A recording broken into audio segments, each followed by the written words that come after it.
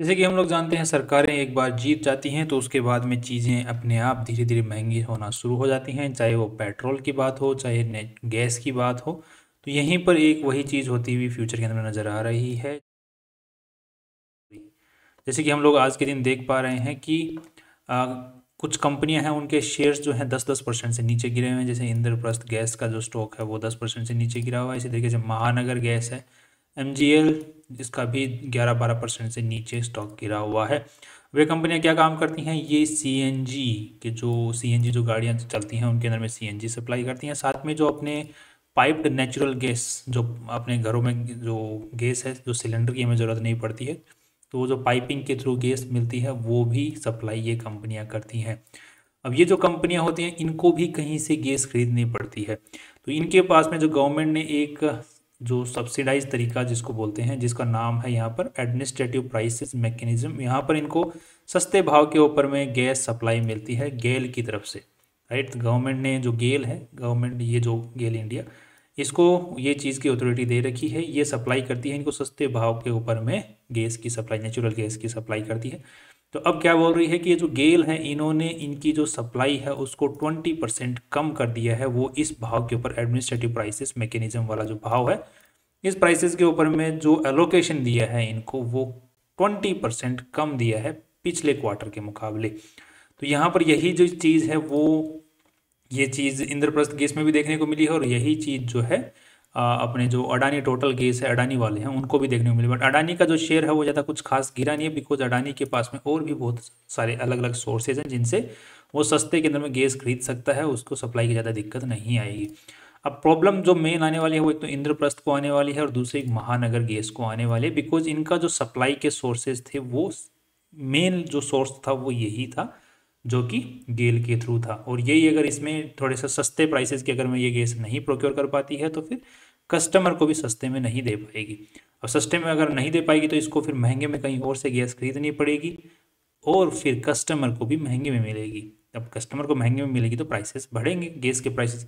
अब आज के दिन अगर हम बेंगलोर की बात करते हैं तो यहाँ पे जो आपके मीटर लगा रहता है पाइप नेचुरल गैस, वहाँ पे मीटर में बेसिकली एक यूनिट की आई थिंक 50-55 या 60 के आसपास में प्राइसेस चल रही है, जो कि अब फ्यूचर के अंदर में बढ़ सकती है। और अगर इसी चीज़ को अगर देखते हुए तो सिलेंडर वाले जो सिलेंडर्स हैं उनकी गैस का प्राइसेस, सिलेंडर्स का प्राइसेस भी बढ़ सकता है। तो ये सेम सिनेरियो यहाँ पर देखने को मिल रहा है, जिसकी वजह से आज जो प्रॉफिटेबिलिटी है जो कि महानगर गैस है और जो इंद्रप्रस्थ गैस है, इनके जो शेयर प्राइसेस हैं वो गिरे हैं। बिकॉज अगर सप्लाई, अगर सस्ते वाली जो सप्लाई है वो कम हो जाएगी तो कंपनी को महंगे में खरीदना पड़ेगा, तो जिसकी वजह से कंपनी का जो रेवेन्यू है वो डिक्रीज हो सकता है। यहाँ पर जैसे कि हम लोग देख पा रहे हैं इंद्रप्रस्थ की अगर हम ये लोग यहाँ पर बात करते हैं तो ओके, तो इंद्रप्रस्थ में पिछले साल जो है यहाँ पे 14,000 करोड़ रुपए का कंपनी ने माल बेचा था, गैस बेची थी, और इसके बदले कंपनी ने नेट प्रॉफिट निकाला था जो कि 1748 करोड़ का निकाला है। तो इसके अंदर में सिग्निफिकेंट डिक्रीज आ सकता है, बिकॉज कंपनी महंगे में खरीदेगी तो उतने ही महंगे में कस्टमर को बेचेगी। ये ज़रूरी नहीं है, थोड़ा बहुत मार्जिन कंपनी को कम करना पड़ सकता है ताकि सिग्निफिकेंट रेवेन्यू लॉस ना हो यहाँ पर। तो ये नेट प्रॉफिट है, इसमें भी दिक्कत आ सकती है और यहाँ पर इसमें भी दिक्कत आ सकती है 2025 का जो रिजल्ट आने वाला है उसके अंदर में।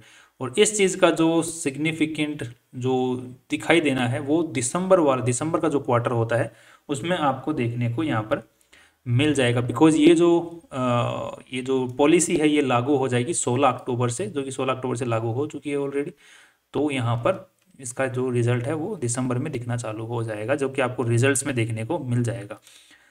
तो अब यहाँ पे खरीदने की अपॉर्चुनिटी है या फिर बेचने की अपॉर्चुनिटी है महानगर को, इंद्रप्रस्थ गैस को। तो यहाँ पर देखने की बात है ये है कि अब फ्यूचर के अंदर में और किस तरीके से ये जो कंपनियां हैं ये किस भाव के ऊपर में जो नेचुरल गैस है उसको प्रोक्योर कर पाती हैं उस पर डिपेंड करेगा, और उसके बेसिस पे फिर कितना नेट मार्जिन निकाल पाती हैं उसके ऊपर में डिपेंड करने वाला। तो उसके लिए हमें दिसंबर का जो रिजल्ट आने वाला है उसको एक बार देखना पड़ेगा, उसके बाद में ही हम लोग डिसीजन ले पाएंगे कंपनी की प्रॉफिटेबिलिटी कितनी हिट हो रही है।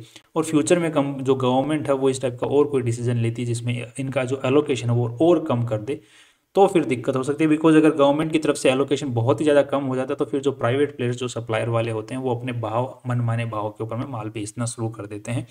जब तक अगर लिमिटेड जो अभी जैसे 20% ही कम किया है तो यहाँ पर उनकी इतनी नहीं चलेगी, राइट, पूरी तो चलेगी बट इतनी नहीं चलेगी।